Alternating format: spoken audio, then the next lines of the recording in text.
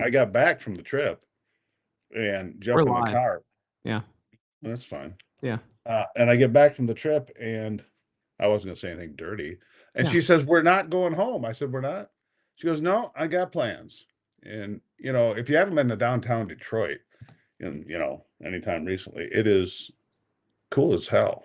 It was Is just it? really, oh my God, it's great. So she takes us to this great hotel that's in fact, it had a speakeasy bar in the bottom. I took pictures of because we were just talking about building a speakeasy studio, which we're working on, right? Yeah. And this bar, I took pictures of it. It's freaking cool. So no, she took me down to the Detroit Grand Prix on Saturday doing time trials. So we're up on the rooftops and hear these Formula One cars racing around. Wow, it's just, which was cool. And then we went to all these different little restaurants. You pop in, have an appetizer, have a cocktail, popping in, and went all over. It was great. Again, I've been to Detroit a bunch of. Well, I went down to the AC/DC concert. 3 weeks ago? It was great. Oh, we don't. So that's kind of awesome. I haven't done Detroit in a long time. I would go to Detroit with you. I would do Detroit with you. Well, you're in. I think Ivy would be our tour guide. I don't think last time I stayed. I'm actually a pretty good tour guide of towns that you would not know that I'm good at. Hit the retweet button, by the way. I spent a lot of time in Linthicum there, the hipster town there. Yeah, very good coffee. Those hipsters, they really know how to make good coffee, but they're not good at much else. All right, so that's a better framing there of that. Oh, I gotta take that. Hold on. Let me do a little thing here. Let me do a little work. Hey, whatever. There it is. Somebody decided not to pay me for 6 months, so I need to take them off the sponsorship. And is that what you were just doing? Yeah, I gotta. Well, hold on. Let's hold on. Let's do this. We'll blow stuff like that. Okay. And let's see design, and then we go to background. Background. What do we want to do here? Let's have a. Let's do that. Can I do that? Do that one. Thank you. Yeah, there we go. Now we've got a moving background that's black. There we go. I got to change that out. All of my backgrounds have both sponsor names. Kalshi, fantastic place, by the way. If you guys want to go, do kalshi.com/Tim Young. I'll tell you the other story later. Fair enough. Much to the chagrin of someone who tried to threaten me legally instead of paying me. I love that. People ask me, "You ever have deadbeats?" Yeah, I've had. I've been doing this television and radio and podcasting since 1994. I started my first company doing television stuff. We've had probably 6 or 8 people that try to deadbeat us. Oh, we're not going to pay for it. They all ended up paying. I've never lost. Oh, yeah. Here's the contract. Here's the deal. Mm-hmm. Now I had a couple people come to me and say, "Look, I hit and I'm not a jerk about it. Look, the whole company, we've got a problem. Can we get out of our contract where we are? Just stop." Sure. I get that. I'm not unruly. I'm not horrible to people. But if you take the advertising, then decide not to pay after you've taken the advertising, well, no. Imagine having someone as an executive for your company for months. Yeah. And then claim that you didn't have a contract with them for 14 months while you gave them the promotion to executive with your company. Yeah. Just silly. By the way, that shows you like how little fear I have of this little threat letter that they sent me. If you guys are watching, eat my whole asshole. You're so gonna lose. You fuck with the wrong one. You fuck with the wrong one. Eat my whole asshole. And this literally came, and everything is documented, right? The other day, by the way, Veterans Appreciation Month. I love veterans. This comes the other day. I was like, "Hey, you owe me money," and in response, it's a termination letter and a threat and like and they added like fun stuff in it, like cease and desist. And the cease and desist is like, you can't contact anyone from the company anymore to ask for money. It's like, of course I can. You owe me money. And this is like, again, like I have zero fear of these fuckers, like zero. And I hope that it won't ever get to court. But if it ever does get to court, so that we can show that the company is worthless, then they can play this video there. Eat my whole asshole. And the judge will probably look at it and be like, little rude, but I mean, you offered him a snack. What's wrong with that? You offered him a snack. I don't understand. I don't know. You like crackers with that? Your contract actually ended 14 months ago, even though you've been working for us publicly and advertising for us for 14 months. Yeah. So anyway, hey, listen, I'm very anti. By the way, again, Steve, like I don't know that anyone has ever been so fucking dumb as these guys. By the way, because like, why would you ever do that? Why would you ever like kick a hole in the nest? Yeah, it's just I've seen some pretty dumb shit pulled since I've been. People are so stupid; they just think they can do all sorts of shit. And it's like you can't do that. It's not the way it works. Oh well, blah, blah, blah. Fuck that. You're exactly right. My response, my attorney, I wrote it, and my attorney told me you can't put the line in the response about how what color crayon did you use to write this letter. Yes, you can. You can put that line in there. Your attorney, so I got screwed over by a company that I started actually. Because when I was young, I was dumb enough to be generous to the point of putting myself below 50% ownership, which was just a learning experience of your 20s, right? Yeah. Early 30s. And these guys thought that they'd be smart to take over the company. And I respond in a text message, thinking I was saying it just to my attorney. I'm so sick of these assholes. Just burn the whole place down or something like that. Oh my God. He said we're going to have to get a restraining order. Would you shut up? I'm not literally going to come burn the building down. It's just so dumb. People just dumb. It's the same thing. Like, it's so ridiculous. And the thing was, it was such a low amount of money to cause the problem that it shows how broke the company is. And so if they continue to do like, it's here, hold on. What's this? Finish. Yeah, seriously, don't ever fuck with me. Like, I just. By the way, I love this thing. The month of June is as Veteran Appreciation Month. So hold on. Here's the thing. Hold on, real quick before you do this. Right. I'm going to go out and I'm going to challenge people to do this. I'm going to film little videos. I'm going to do these little virtue signal videos. Usually, this is like a Benny Johnson thing where he goes and does these little virtue signal videos and he hands money out. Sure. I'm going to go. I got a VFW like 3 blocks up the street from me, right? Okay. I'm going up for Veterans Appreciation Month. I got a couple businesses in town already. They're going to give like extra discounts. But I'm going to go hand out cigars and buy a round for the buy a couple of rounds during Veterans. So the vets. Yeah. Yeah.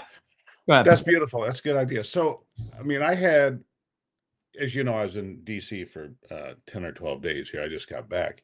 And part of the trip, I ended up at West Point for the graduation on Saturday, a week ago now.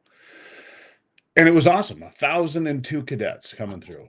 And just to be part of it, and of course, Donald Trump, president, flew in and gave remarks there. And I just thought, I'd never been part of the long gray line, right? And it was remarkable to see him. Are we jumping into this right now? I got the video. No, I'm talking about I'm on West Point right now. Oh, sorry. West Point. And then Memorial Day at Arlington.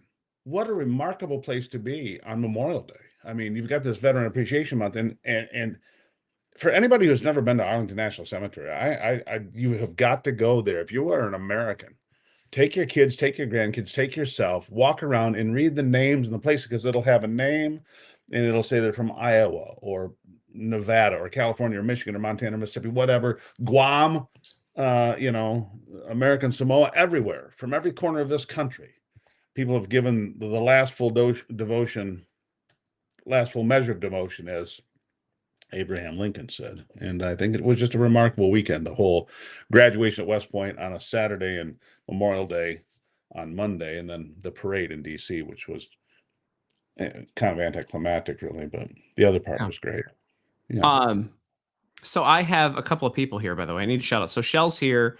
My buddy Matt from Whiskey Crusaders, which he owns the Whiskey Castle in Bedford, Texas. I always get it wrong. It's Bedford or Eula is one of those fucking places. It's one of those. Why don't I have a Whiskey Castle? Well, because your life sucks and you live in Detroit. My life does suck, because every time I'm on your show, I've got whiskey, I've got bourbon. I'm going to move. I really do believe that I'm going to retool and add, because now there isn't so much stuff in the house.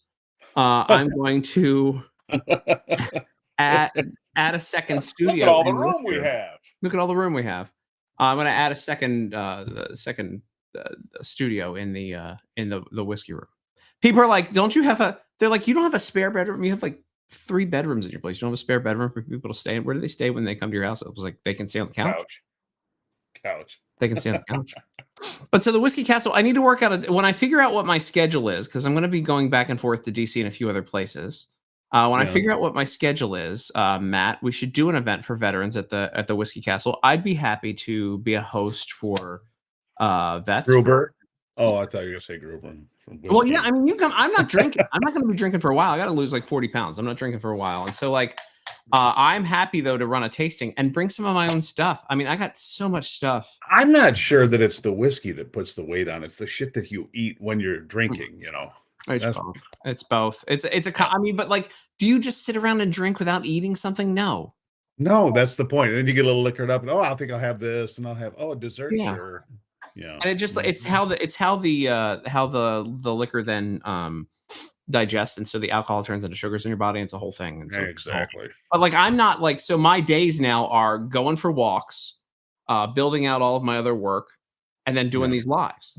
And like that's and I hired an assistant. It's a whole thing. I got an assistant now. By the way, you want to book me on your show, you got to go through my assistant, who has a cool name. And yeah. And so I don't know if she wants me, just in case my ex is watching here. I don't know if she wants me to name her yet, but I hired your old friend. And eat that. I'm not going to tell her that. I'm going to be kind to my now ex, but like I have nothing. I have nothing negative to say to her. Well, I agree with you on the whole. Let's see. We went and rode about 20 miles on the bikes, and then hit the sauna, and then I came and did your show. So yeah, that's awesome. Was it my unit? First, was it marching division is going to DC to celebrate our reunion of, again, hey, I'm not a military guy, so I'm sorry if I don't know what's OIF. Infantry? 1, 2, 3? You know, I don't know. Listen, guys. Order of, I don't know. Oh my God.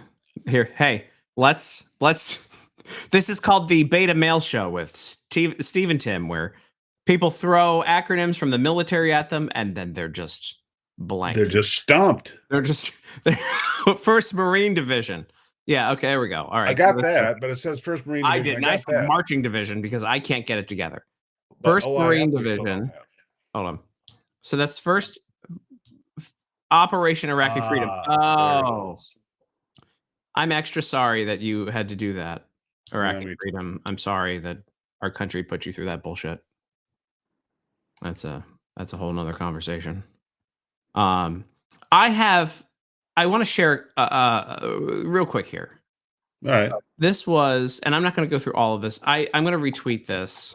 I'll retweet it in a bit. I don't know how to retweet it without like having to rewrite the whole thing. So these two guys, it's a blurry video. It's not great quality because they didn't have Wi-Fi in their basement, so I couldn't properly connect to the camera that I brought with me to film with them.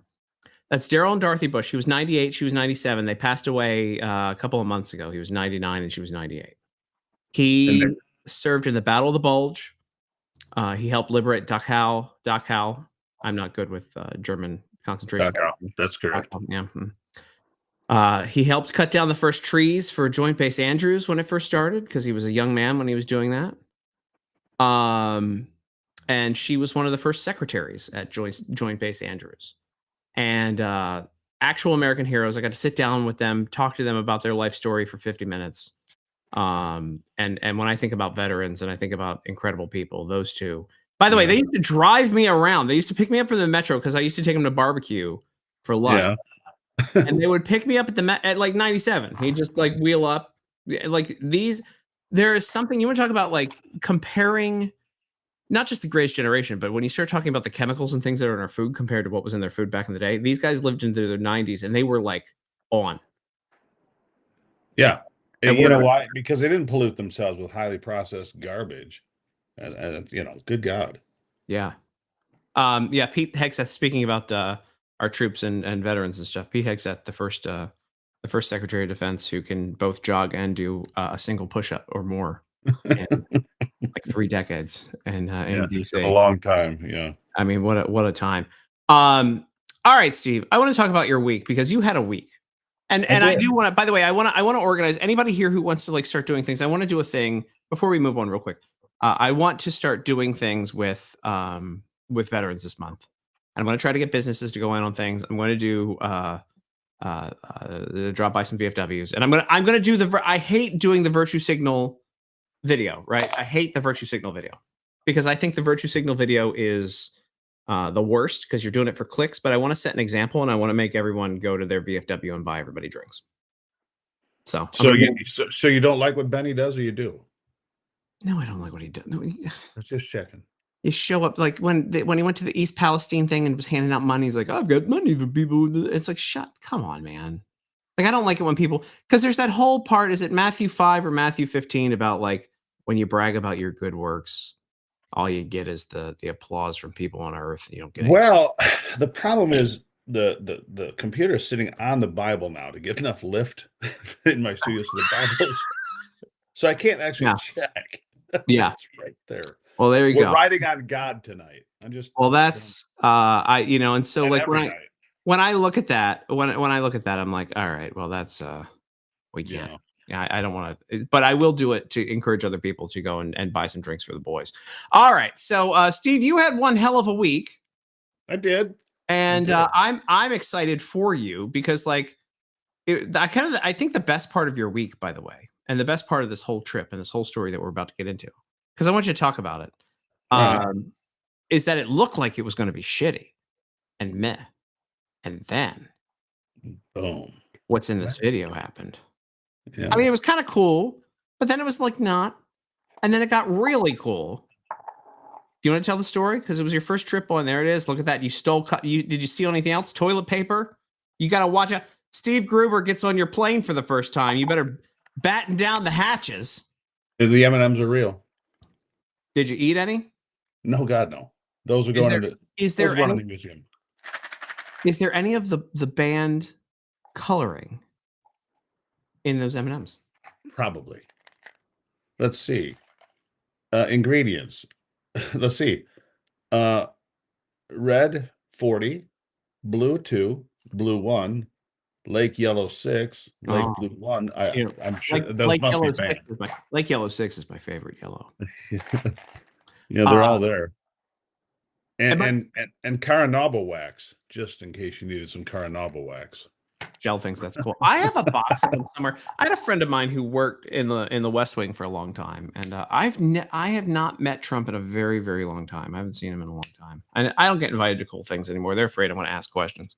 Well, I didn't think I was going to ask any questions. And then, like you said, a long day thinking, okay, it's rainy, it's crappy. He's just going to fly out of here, and he didn't. You want me to tell the story? Yes. So, all right. So he's yelling at me. He's so excitable. Hold on. I want to get you there. This is just a little preview. Pouring rain. But so I go to DC, and I'm going to be there for 10 days working for Real America's Voice, filling in for Brian Glenn, who's the normal White House correspondent. So that's how I end up at West Point on Saturday, and I do the Memorial Day at Arlington, which, trust me, both of those events were fabulous. I just spectated, but kind of a slow week at the White House. The first briefing on Thursday, when I first got there, before Memorial Day weekend. And so I'm in there with Caroline. And it's interesting to see, Peter Doocy is a lot taller than I ever, he's like 6'5". He's like this really tall guy. I was really surprised. Anyhow.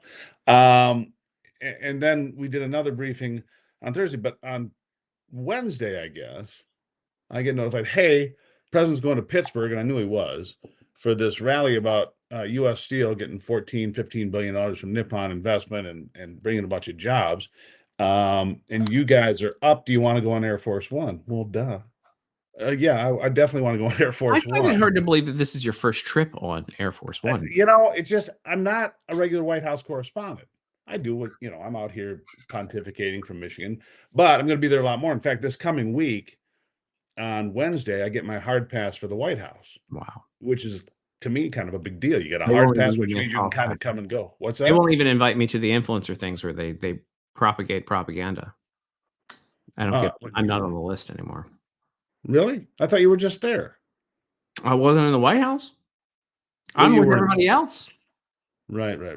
Somebody in there don't like me. I know who. Do you? Oh, yeah.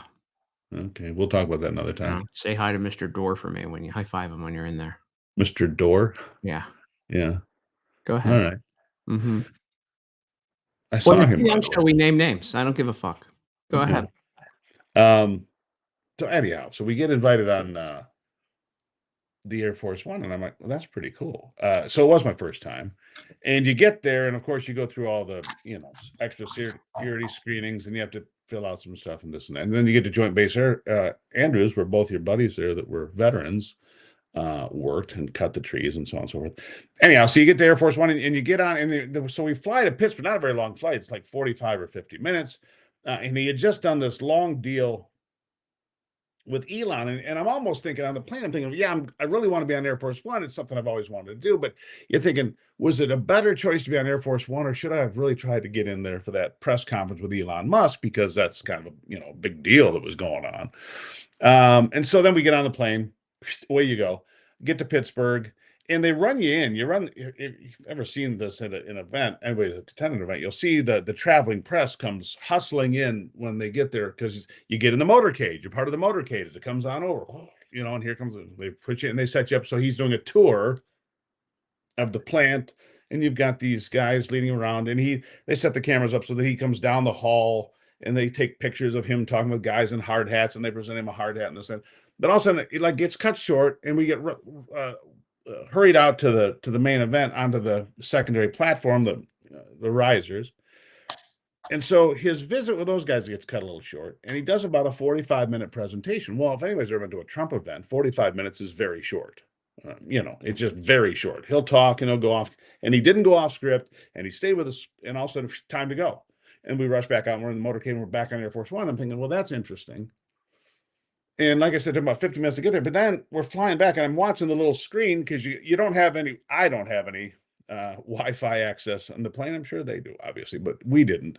Wait, you still have Wi-Fi on that? Doesn't the plane cost a lot of money? Doesn't RAV have to fork over like $3,000 for your flight? It depends on the trip. Every network pays. That's a great point you made. Mm-hmm. I learned this recently, so I don't know what this trip cost. But yes, the big networks just pay it. They don't care. They just pay the money, right? Whatever it is. So I know that when Brian Glenn came over for the 100-day deal in Michigan, that was $2,000 or $3,000 a person, because I got a photographer with me. So it's for both of us, $2,000 or $3,000 each, right?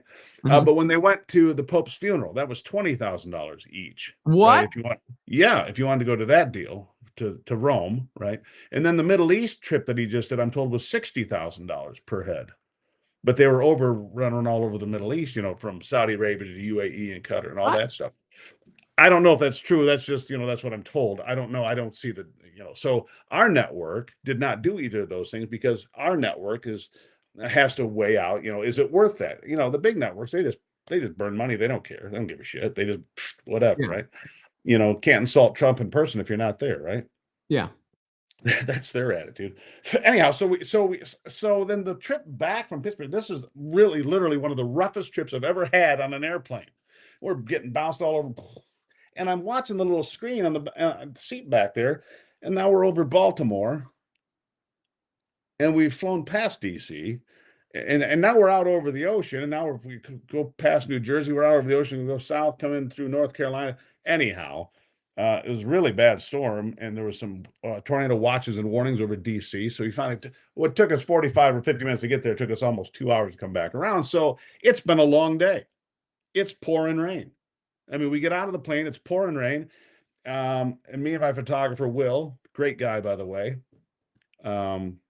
graduated from Auburn. I met him a couple of times, but just a great guy to travel with. Oh, we just reached the unnecessary part of the story part. There we go. The Auburn part. I don't care about your camera guy. It's very. By the way, I will say, props to you for knowing anything about the people you work with in production. Yeah, I was a photographer. Yeah, how many people? Well, so you get it. I get it, because I did every job in the television station before I ever got in front of the camera. Yeah. So I treat those people with respect, because damn it, they deserve it, because they work their asses off. And in this job, having worked at NBC and other places, I see talent, if you will. And I use the term loosely. Treat photographers like garbage, and I'm like, why do you do that? Do you really think you're that? Because the stars at. I don't buy that. I hate that. In fact, I saw a woman throw a chair across the studio once years ago at a teleprompter operator. because he didn't run the prompter at the proper speed. And in a commercial break, she got up and threw a chair literally across the studio. Yeah, true story. Anyhow, so we land, and Will is a good guy. So yeah. Anyhow, so it's hold on. I need to talk about me for a second. It's been a lot about you. When I worked at Fox 5, I made it a point to go and talk to everybody around, because also in television, anybody with half a brain, you go talk to everybody around you don't know who's going to get the next big idea. You don't know who's going to end up where. Just be nice to you should just be nice to everybody anyway. What's this job about? Relationships. And so is life. It's about relationships. And because at this point in your career, you've built relationships that are paying off, right? That's how this works. And for me, whether it's a source or a new sponsor opportunity or a chance to whatever it might be, it's all from the relationships. Because you're right. Look, one of the producers that I had in Columbus, Ohio, was the number 2. She just got pushed out, but she was number 2 at CBS News. I mean, that's where she ended up.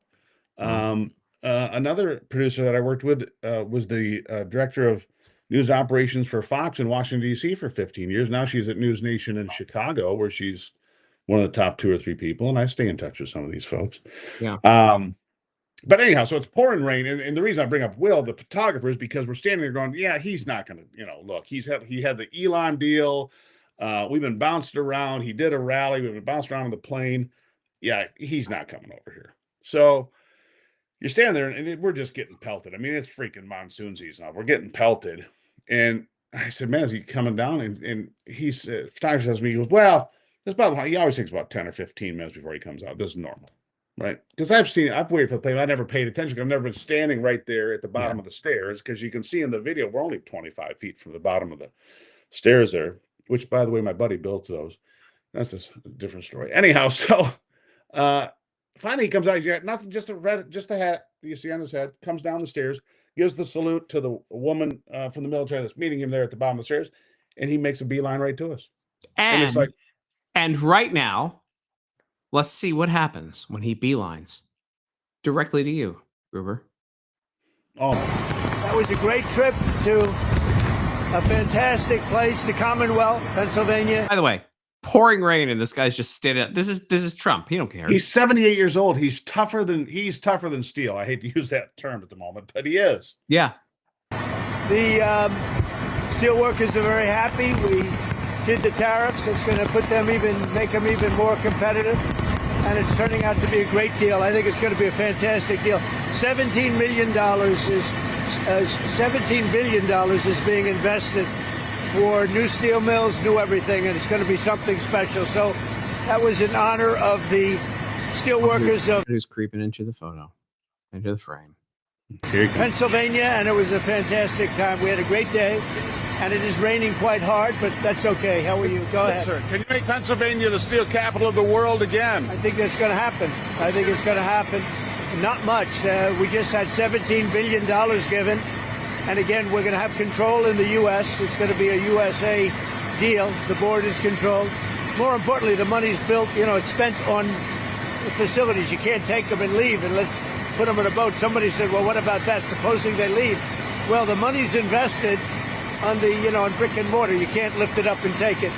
But I think much more importantly, that's going to be a great partnership. And the company Nippon is coming in with $17 billion plus.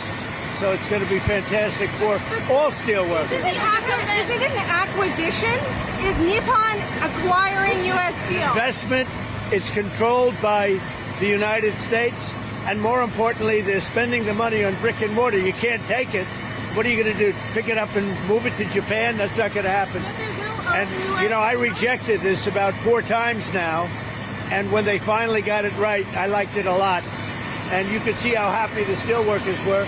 More importantly, you could see from the union standpoint, the union loved it. It means thousands of jobs in Pennsylvania, right? That's many thousands of jobs. The state of Pennsylvania going forward. I like this man. That's it right there. Were you aware? Hold on. Let's do that again. Here we go. Pennsylvania, right?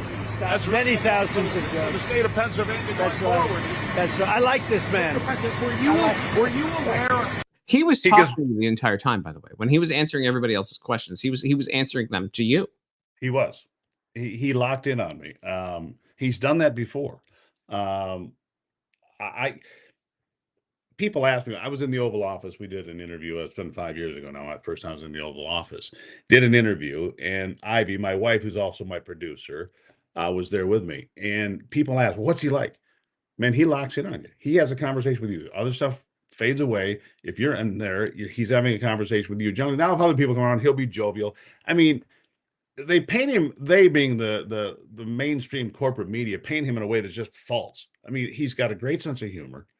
He's very analytical. He'll ask lots of questions. I mean, the last time I saw him before this, we were in Detroit, must have been September of last year before the election. He's asking me, how does Michigan look? I said, you're going to win it by 80 or 100,000 votes. By the way, he won it by about 80 or 100,000 votes. I'd have to go back and look at it. I had it smack on the whole time, and I wrote about it, and I had it on the show as well. So yeah, Keyboard Warrior likes you. Shell thinks it's great. Everybody in the chat, all 7 people. If you're in the chat, wait. I found out the other day when we were doing the show that people didn't know that there was a chat.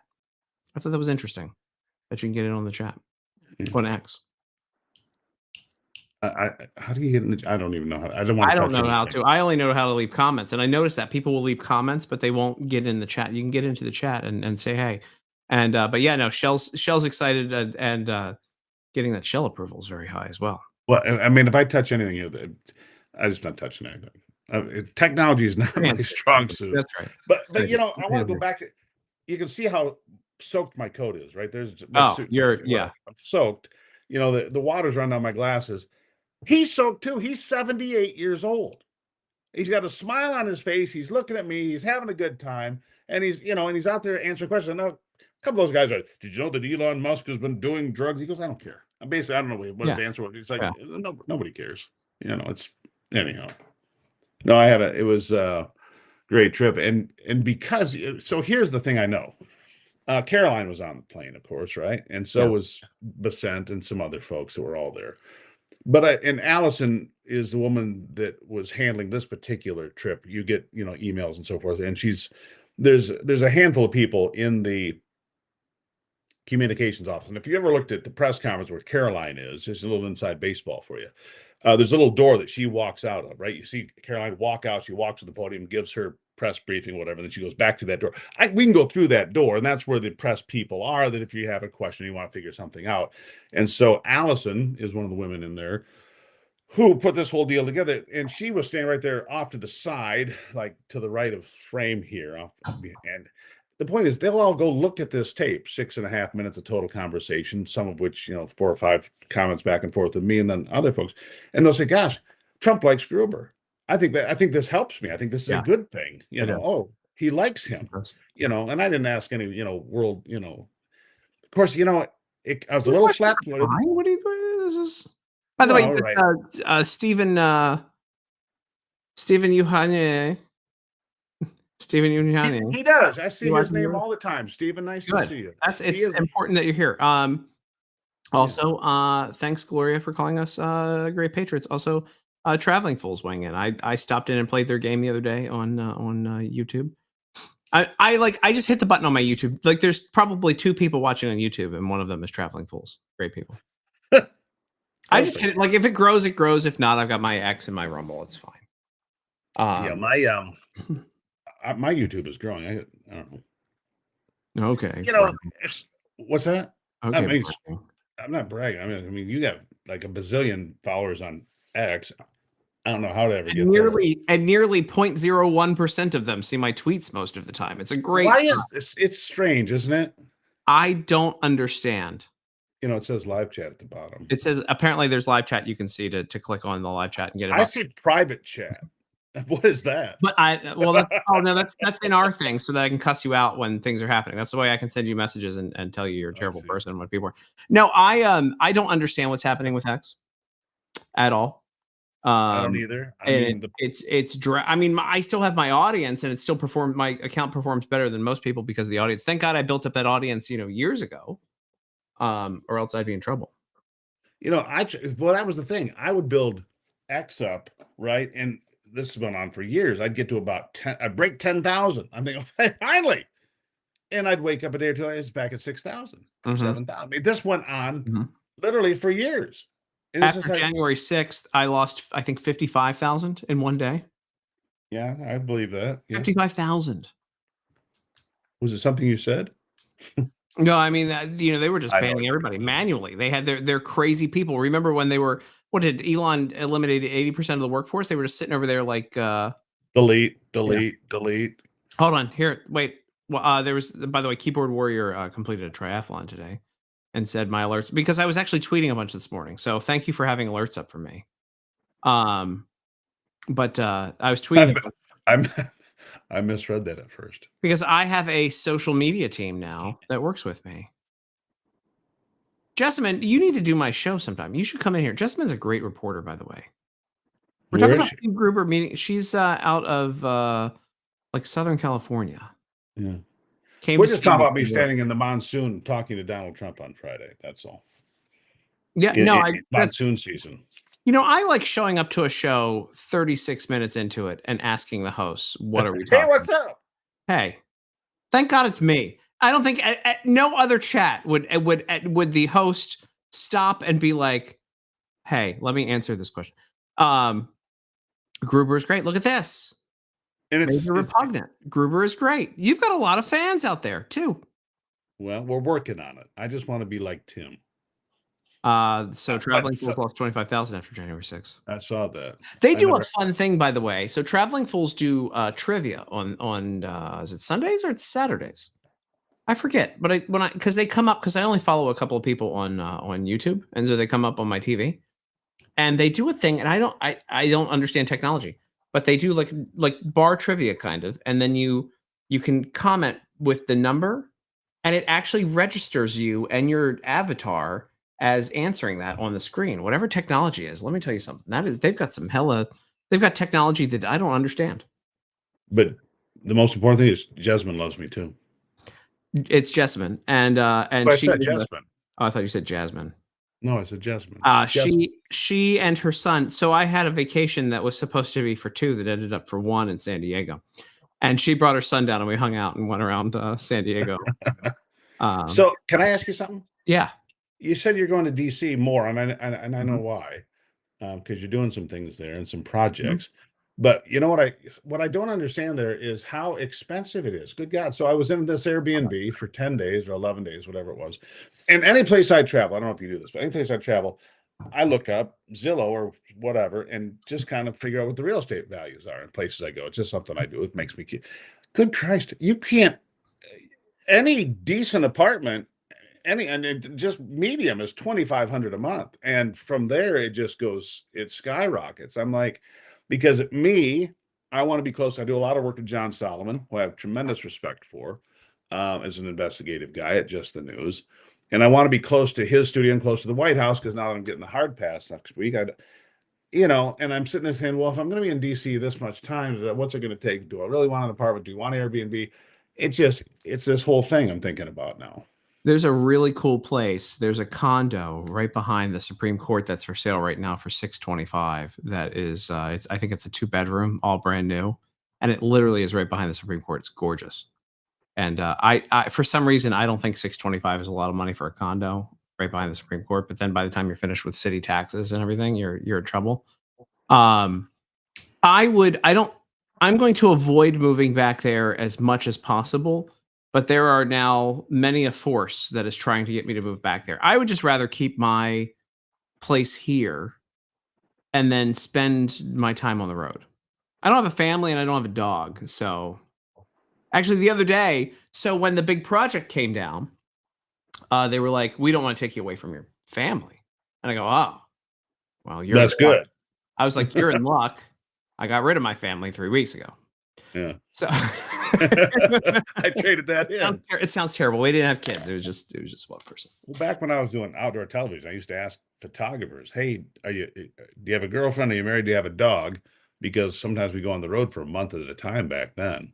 Yeah. And if you didn't have any of those things, you're more likely to be on the road with us a lot. I mean, you go to Africa or South America, wherever you go, you'd be gone for a month. Shell, I got to find a way to add you. There's got to be a way to add you if you don't ever want to do video, that you can come in and do audio or whatever and just hang out and talk. I'd be happy to, if you can figure out how to do that, Shell, where you can just be a voice or a producer and just have your voice on these lives, because I want to do videos. But yeah, it was sad. Look, I'll quasi address it. It was really sad. All right, that was it. I hate to see it, Tim. I hate to see it when you're this emotional. It tears. I cope with humor, and we all know that. When I won the first time a woman cheated on me, Jesus, and I dumped her. Welcome to therapy sessions. The first time I performed at a real stand-up comedy club, and I won the first round of the DC Improv's college comedy competition at 22. Right. That was the first time. Every time this happens, I go on a run. And it's like usually pretty good. And then all the other negativity shit has left my life now. And so like it's a fun time. It's a fun time. And so buckle up, kids. Tim's going to be flying here, which you are, because the one project you signed is a big deal. I mean, dude, I went to DC. And I'm going to take your picture down there. It's just going to be us. But I really appreciate it. Dude, I totally respect, and I think it's freaking awesome that you got to hang out with Trump the other day. Well, for me, it was at the end, and you don't think you have this clip. It doesn't matter, but I'll tell the folks. At the end of the deal, and he stood there talking for 6-8 minutes, he specifically came over and beelined to me, shook my hand, just went, "Who are you with again?" And he just wanted to make sure he knew who, But I thought that was great. First, he locks, he smiles, he laughs, he talks to me like you said. Most of the time, he's talking to me. And then he comes over and shakes my hand, which he doesn't do, by the way. No, that's awesome. Guys, if you like the stream, make sure you hit the retweet button. It always helps us out. We're not asking for anything from you. And of course, go to Kalshi.com/Tim Young to hang out with them and go see what they're up to. We'll take a look at that in a little bit, because they help pay the bills around here. People are sending me stupid things. Okay. What was I saying? Oh, the projects in DC. Yeah, no, I went to DC 2 weeks ago now, right? 2 weeks ago? I don't know. I feel like I'm there every other week. And I was invited to go and host events on the cruise to Norway, with the Media Research Center. And so I'm not on the graphic yet, but if you guys want to come hang out with me on a cruise, it originates in Amsterdam and I think comes back out of Amsterdam. I don't know. That's where the flights have me going. End of August. It'll be really fun. That's one of the minor things, was like, hey, you want to go on a cruise to Amsterdam? I'm like, cruise in Norway and go watch the Northern Lights. Like literally, sure. I'm sitting around with the new head of the MRC and I'm like, yes, sir. Yes. Sign me up. Are you kidding me? Who's the MRC? David Bozell. Nice. So Brent's son. So I have, and I've said this a million times, and it's not just they don't pay me, but like I'm saying because I'm on.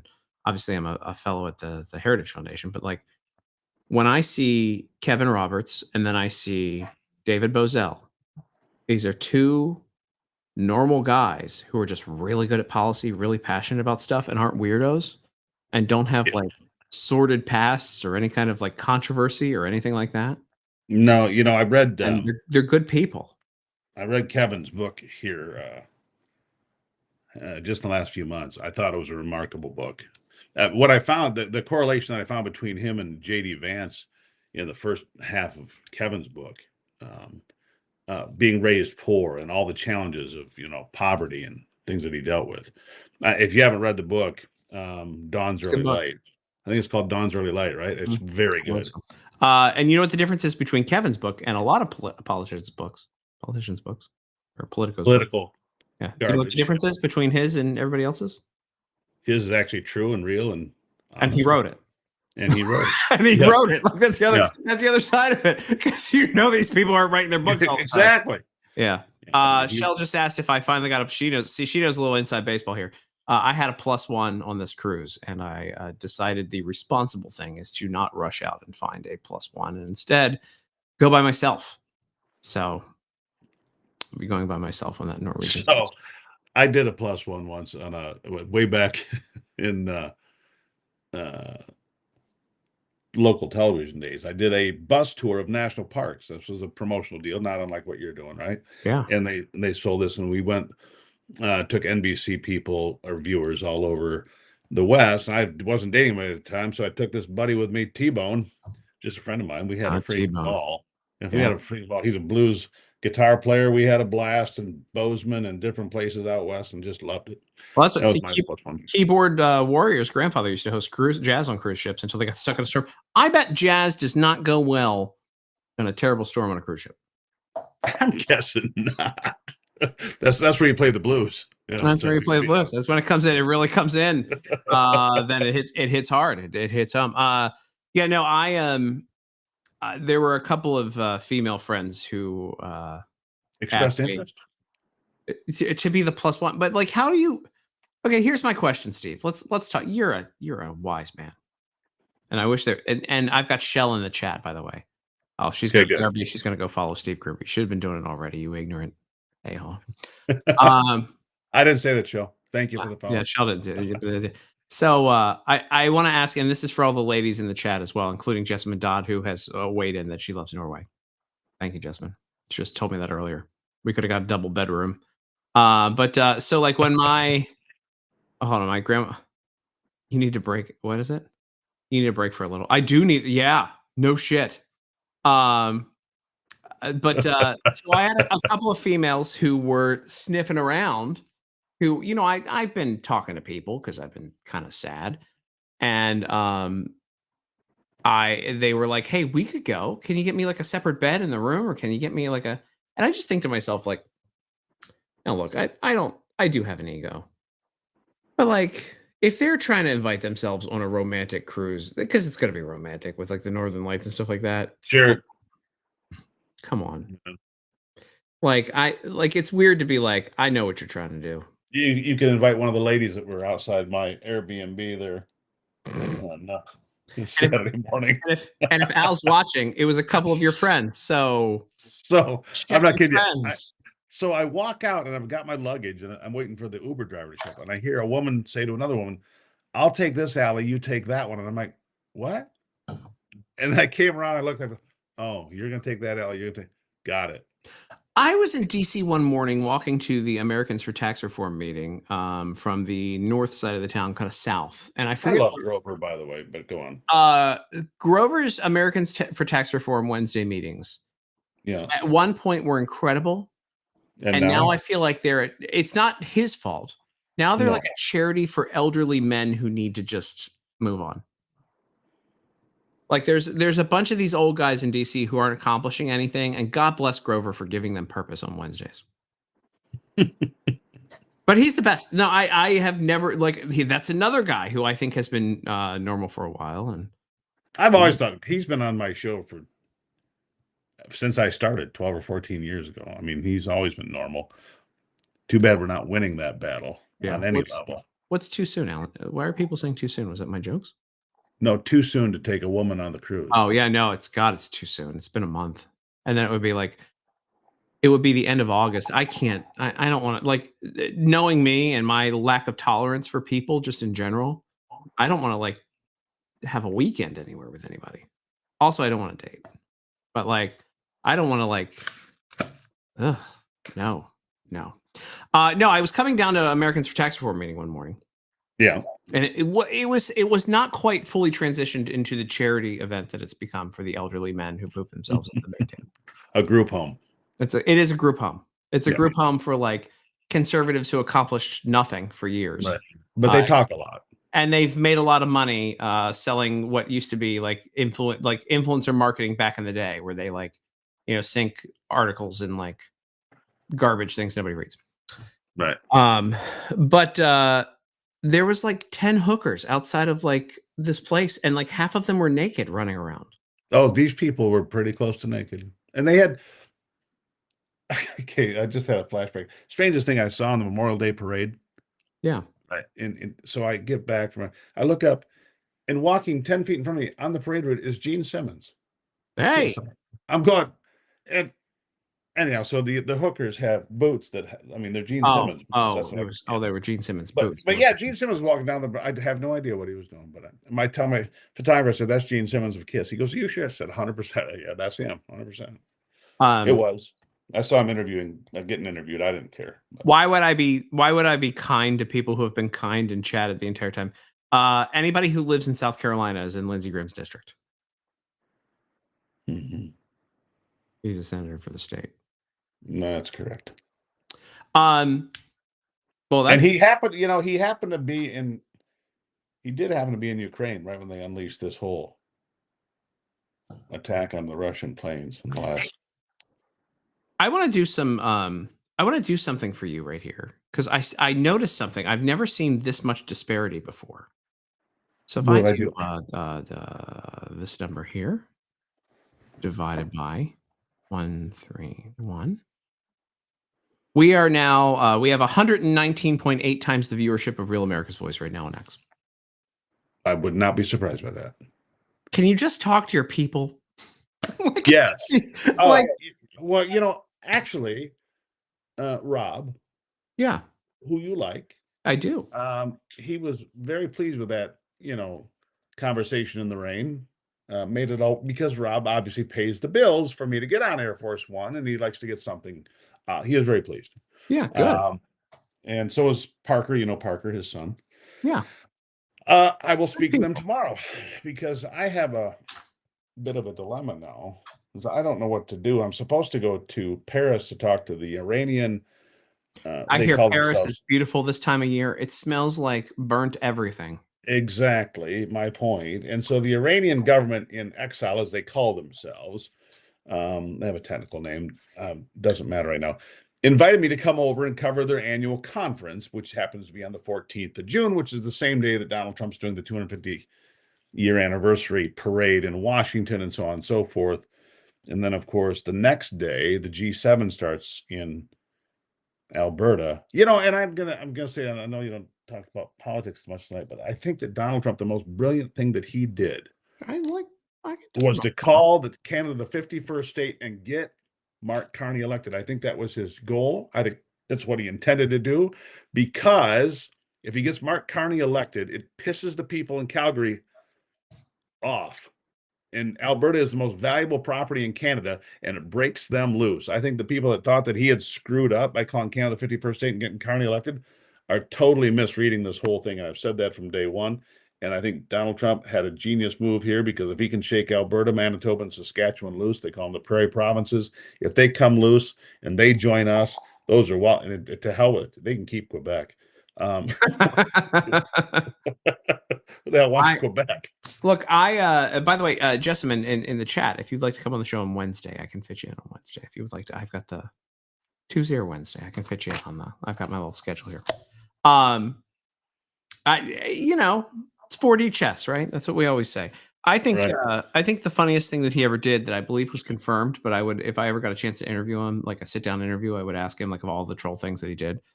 Was at one of the G7s, he sat down with Angela Merkel. Yeah. And they were arguing about something. And he reached in his pocket and apparently took out 2 Starburst candies and tossed it on the table and said, "Here, don't say I never gave you anything." And walked away. And I believe that story. I believe it too. I mean, I've never heard that story before, but I believe it. That just sounds like, and I feel like before he went into whatever meeting it was, and then he smirked and just walked away. And I believe number one, I believe that story, but I believe too that he loaded up, because I've done stuff like that before, where he put the stuff in his pocket and he's like, "Give me what do we got over here? What do we got? We got some candy. Give me some candy." Perfect. Yeah, I'm gonna give it to that. He was probably like, "I'm gonna give it to that grimace looking thing." Anti-free. Do you have a dead zebra on your wall?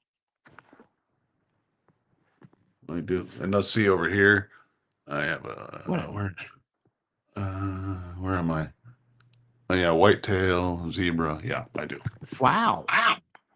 Oh, and I got a few here. I really like. We're doing what's in your office right now. I've done this. We are a little bit. That's a Texas deer. I like that deer a lot. Is that real? Of course, it's real. Did you do it? Did you I do did. that one in? I did. That's We're a nice getting the full. We're getting the full Steve here. And these are from Africa. When I was there, one of the trips I was in Africa. Do you steal those from the natives? I did, and this is one of my favorite pictures of me and my wife on a double date, right there, a date with the president, and Did of you course, get any M&Ms that time? just the hell of it, What's the picture? Hold on. What's the picture next to that? Let's go back a little bit. What's that one? What's that? It's my father. Oh, nice. That's He the died important one. Yeah, he died in an accidental fall in 2005. Oh my God! I'm It's sorry. been 20 years. Yeah, he fell down the stairs. Crazy thing. You have indoor You air know, conditioning like you live in You Cambodia? talk about relationships, Tim. I'll tell you. My mother had a decline over a few years, and my father died in a fall at the age of 67 in perfect health, and they both sucked. You think, well, you can prepare. You're gonna. Nah, the shock of losing one immediately was just as bad as thinking you could prepare for the loss of your mother. And for me, I thought they both sucked. So that's my Both that's my lost. relationship. I thought for a second there because when I talk about my parents, I say they both sucked, and I mean the people sucked. Yeah, you had good parents. For the most part, I think that I did. My mother Everybody's flawed, like my parents. yeah, exactly.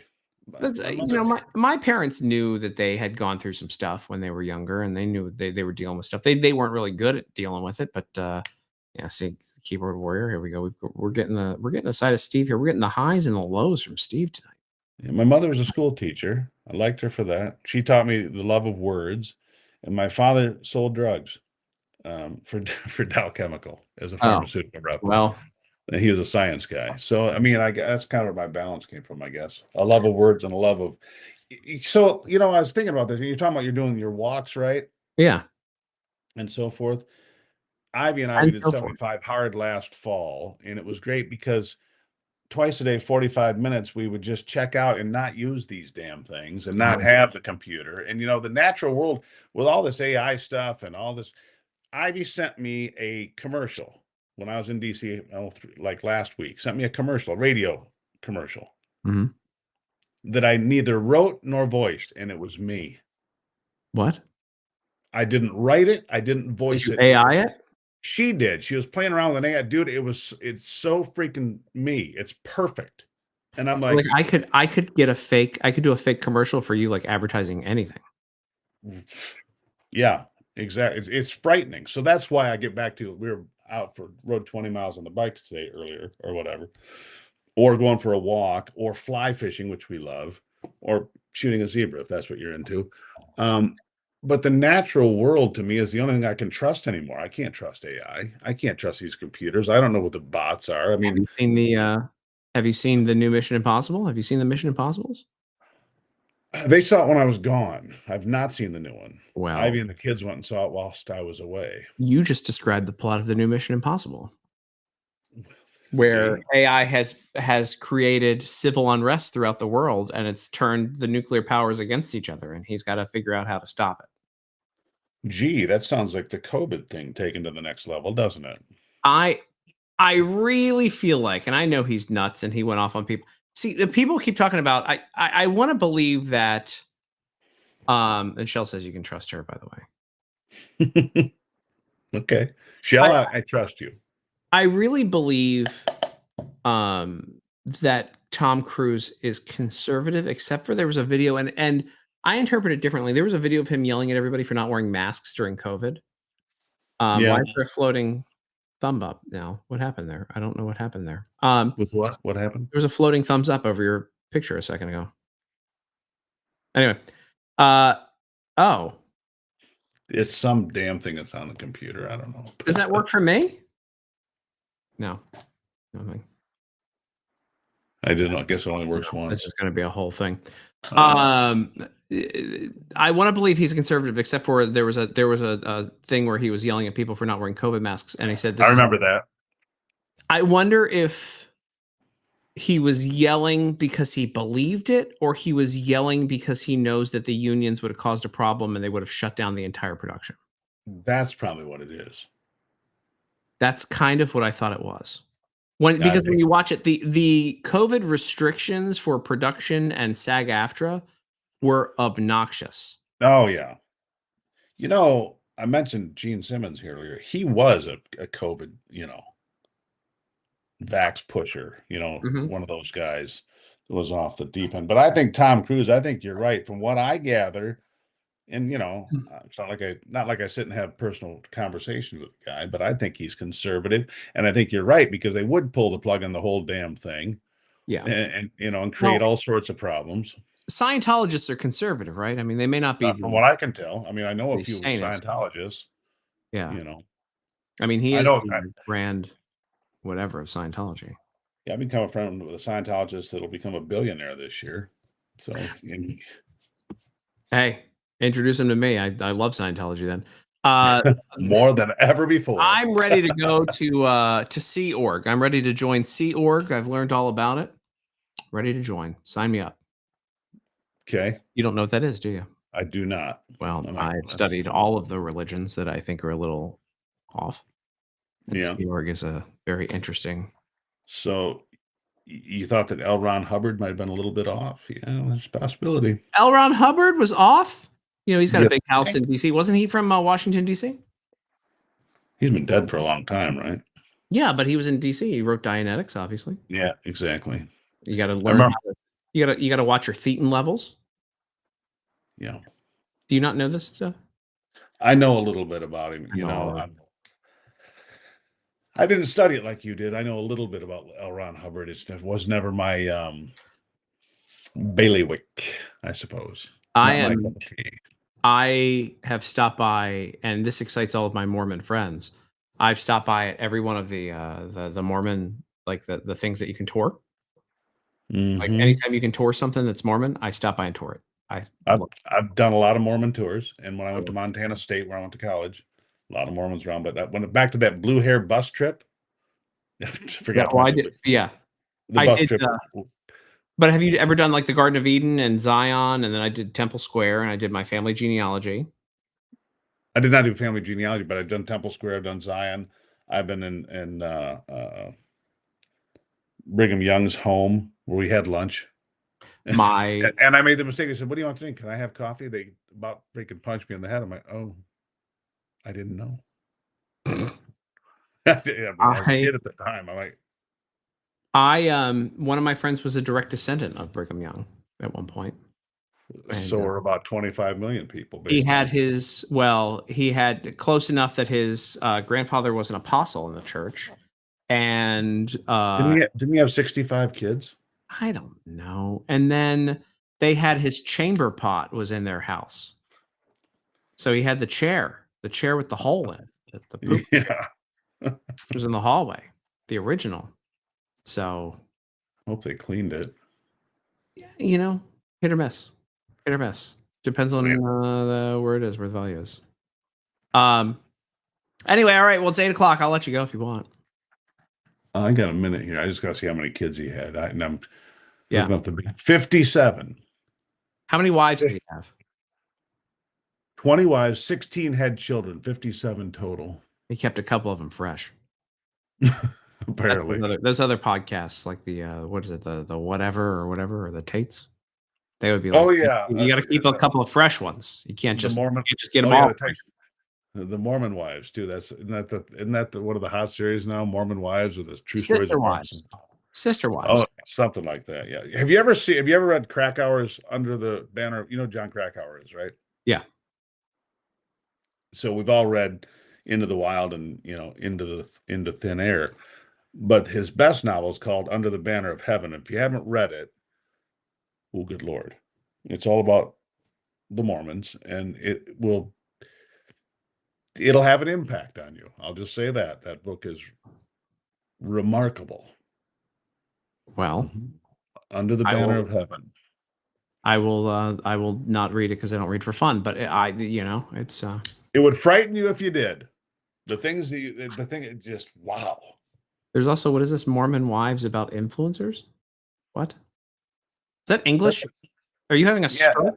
That's I thought that's what I thought these women were. They were influencers, but they're also, I don't know what they are. I see the stuff on.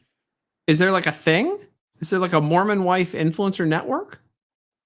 Something like that. Should I just go Mormon? Why not? Wear the You know, garment. Do they You actually wear the garment, dude. You get to wear a onesie. I think it's cool. I know all the knocks. I know I probably have memorized the door knocks better than they have. And a lot of them have. You know about the door knocks, right? I don't. I just, I was so frightened by the garment that I was, I'm so like and like again, like I'm not in a negative way, but I'm so curious about different religions. And obviously I was raised evangelical Christian. I'm still that. But I'm so thrilled by other like learning about other faiths and stuff. And I just have studied and like between Scientology, it's a toss up for me. Which one I'm more of an expert in, Scientology or Mormonism? I'm not ranking them together, but I'll leave you with one last story about. Oh wait, hold on. Oh, I'm out on Mormons. You didn't forgot about that and coffee. Right, and they couldn't drink Coca-Cola or Pepsi until the LDS became the largest single shareholder in PepsiCo. Now they can drink Pepsi. The red phone rang. When I took a tour of Temple Square, yeah, they had a thing where you could sit and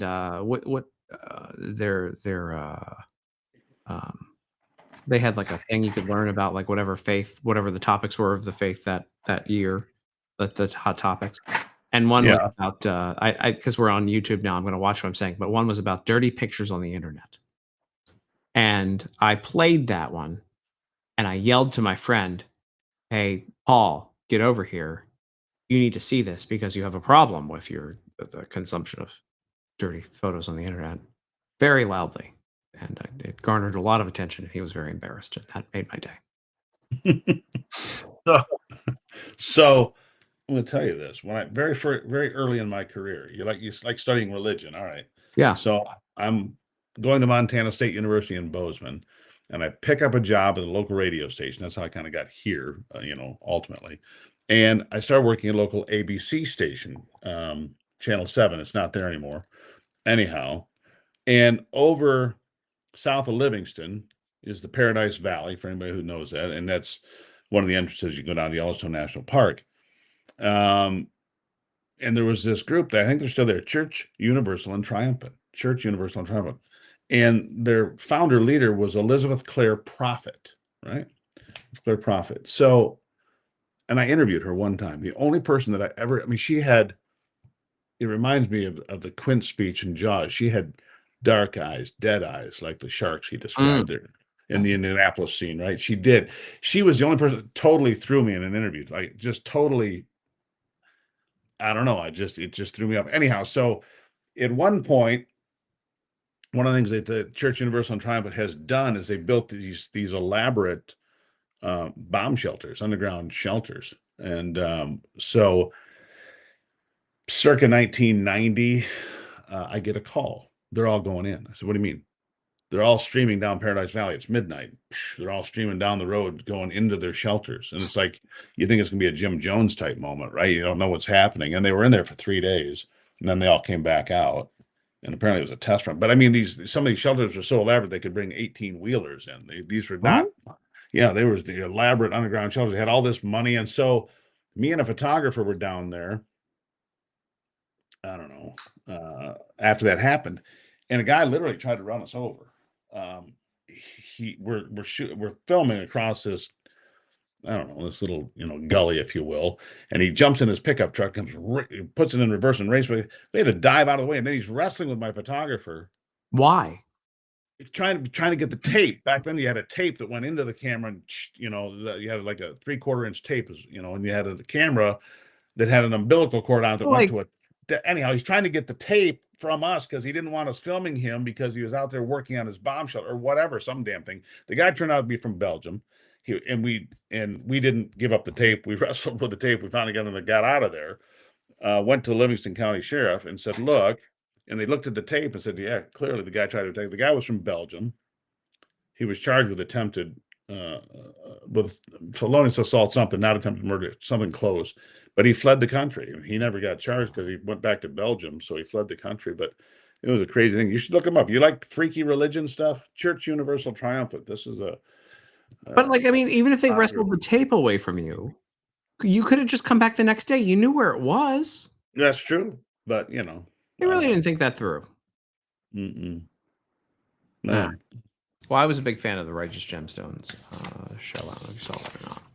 I like purple tennis shoes and $7.50. Isn't that what they had? And then they were going to get on the asteroid. You don't remember that one? Oh, yeah. No, that's not Righteous Gemstones, though. No. Yeah, I like a good. I've never ruled out being a cult leader. It's not too late. I'm charismatic. Look. There's a few. My life could have taken a turn a couple of weeks ago, and I stuck with the politics. But I did at some point think polygamy and maybe Islam. Look. I have enough trouble keeping, and maybe you can relate to this. I have enough trouble keeping one woman happy. You really think I want to try 6 or 8? Come on, Tim. Well, let's think this through a little bit. If they're not allowed to talk or read or drive or get any education, and they have to cover themselves in public, I mean, it's pretty easy once you like. I mean, it seems just carry a stick, snap. See, yeah. I think you're really just missing out. I think you're thinking like free American way. See, you're thinking about the quality of your wife. Well, like I can't handle multiples of this quality person. You're not dealing with that, Yeah. Beautiful thing. All right, that's it. It's 8:11. We've done 1 hour and 11 minutes. We got over 20,000 views. I'm a happy camper here. It'll get to about 27,000 on the replay.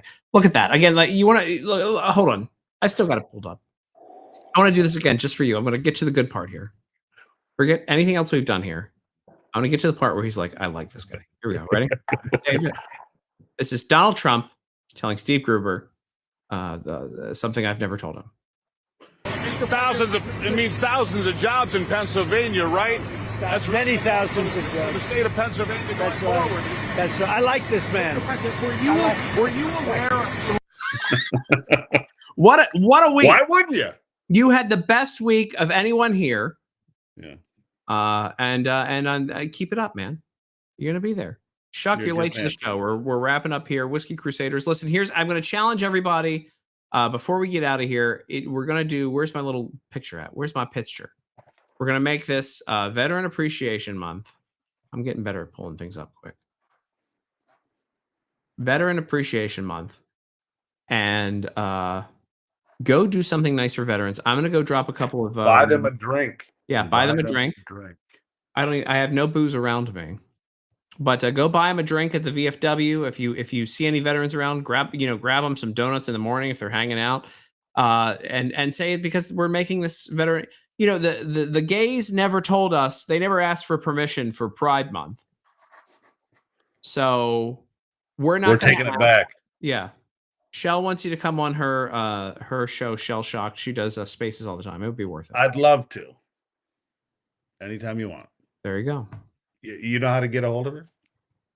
She's Hot Tamale 01 or something, or 02. Hot Tamale. She just followed you though. So yeah, you look at your followers. Just send me a direct message. Just Hot Tamale. And then Jessamine Dodd is up here, and she's going to be on the show later this week. We got to figure it out. Jessamine, I'll give you a call after I get off of this. All right, ladies and gentlemen, what a delightful time. I can't. Oh, you know why? Because I'm using a 4K camera that is on top of my brand new. Hold on. You're gonna see this. The quality of the footage is gonna go down. Okay, here we go. No.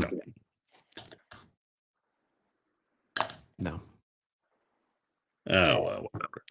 I got a 4K the AI camera that follows me around and tries to take over the world. Wait, it's an AI camera, so is it really you or is it somebody else? Anyhow, it's me. It follows me. It's really funny because it had trouble the other day. It freaked out. So as everyone knows, I have these Christy Yamaguchi plates behind me, and my camera started focusing on them instead of me the other day because it sees a face. Mm-hmm. Thank you, Traveling Fool, for pretty face. Yeah, that only works on. I have a MacBook. I have a very nice MacBook. That's what I've got here. Yeah, It's a Mac. I didn't want to pay taxes, and so I bought a very expensive computer at the end of last year. Well done. Yeah. That's what we bought several. Did That's you? what we did. Well, that's We what did. I kicked off this month by buying my new assistant a MacBook Air. She was like, my computer's kind of broken. I need to go take it to the shop. I'm like, what kind you got? I was like, how old is it? And I'm like, I'll just get you a new one. You operate the way I do. I can't have people that have inferior equipment. You gotta have gear. All right, everybody. It's been great hanging out. Love y'all. Steve, everybody goes and follows you. And everybody, apparently you got a lot of people who watch your show. Who knew? Thank you, Tim. Greatly appreciate you. Great week for you. Great week for everyone here. And we're going to do great things this week. Go out in the world. Who am I kidding? I don't want anyone to have a good week.